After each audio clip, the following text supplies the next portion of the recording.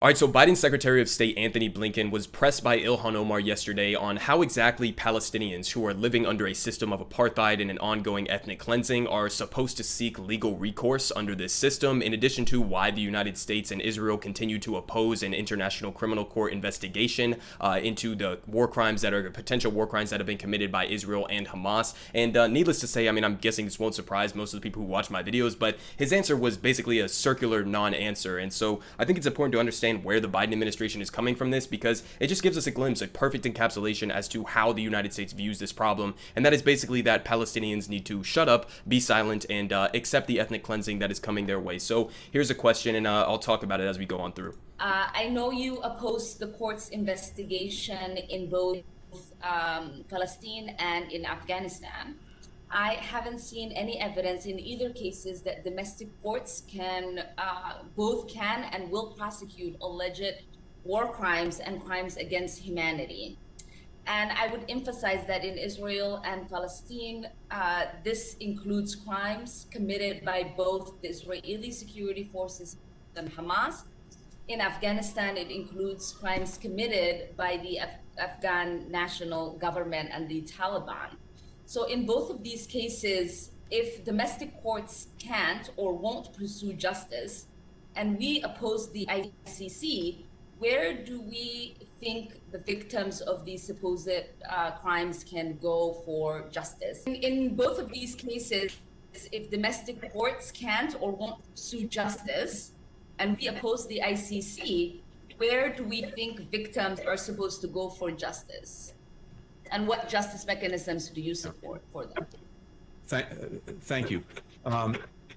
First, let me just say at the outset that it is impossible not to be profoundly moved by not just the loss of life in the recent violence and conflict, but especially the children whose lives were lost. And we all have a tendency to throw statistics and numbers out there, but we were talking about boys and girls, Israelis and Palestinians, as well as men and women.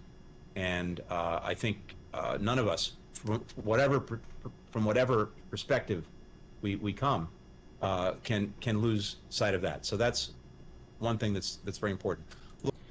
Okay, I gotta stop it here, because that was just so disgusting and disingenuous from him to begin with that preface of a sort of guise of empathy. He has absolutely no empathy for the Palestinian children that were massacred in this latest round of violence committed by Israel. If you actually look at statistics, and he says, oh, I don't like people throwing statistics around, but if you actually look at the statistics, no, of course nobody likes innocent civilians being killed on either side. But if you actually look at the statistics, the overwhelming civilian casualties are on one side, and that's on the Palestinian side. In this latest round of violence, I think it was 2 or 3 children that were Israeli children that were killed by rockets sent by Hamas. And on the flip side of that, you had over 60 or 70 children in the Gaza Strip that were killed by Israeli bombs, etc. By the way, bombs in which Anthony Blinken and the Biden administration are actively trying to sell them. So as he pretends to care about innocent Palestinian children that were massacred by Israel, he is actively pushing to send Israel weapons to kill those Palestinian children with absolutely no qualifications to that whatsoever.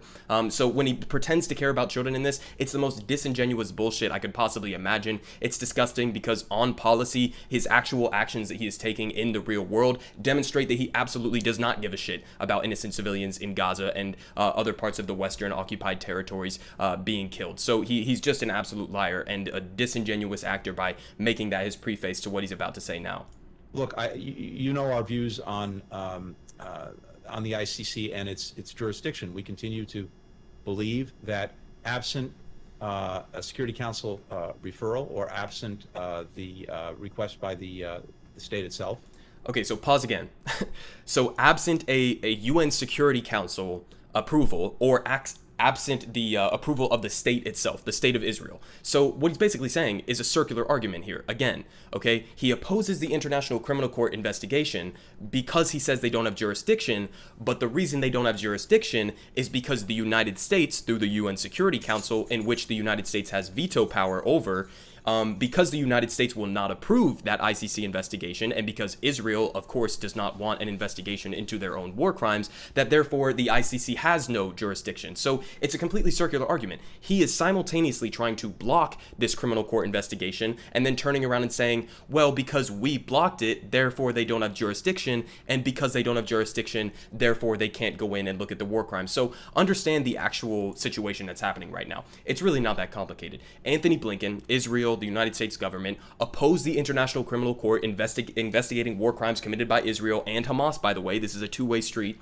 They oppose this not because Israel is innocent of war crimes or not because the ICC doesn't have jurisdiction over this, but because he knows that if there was to be an investigation, Israel would be found guilty of committing blatant war crimes, just like as we saw in this latest attack on Gaza, where they flattened residential buildings, where they were indiscriminately killing innocent civilians, men, women, and children. And they know that that would actually be qualified as a war crime. In addition to that, if they allowed Israel to be persecuted for their war crimes, the United States would be complicit in that, as well as it would open the door for the International Criminal Court to prosecute our war crimes in other countries like Afghanistan. So that's the actual reason why him and the Biden administration and previous presidential administrations have opposed it up until this point. And that's a pretty simple reason. The United States is committing blatant war crimes all around the world, and we don't want any international body to have the ability to look at that, investigate it, and make conclusions about it. So it's a pretty simple, situation that we have on our hands here, and yet he's still giving these disingenuous arguments. He's basically just flat out lying about the situation,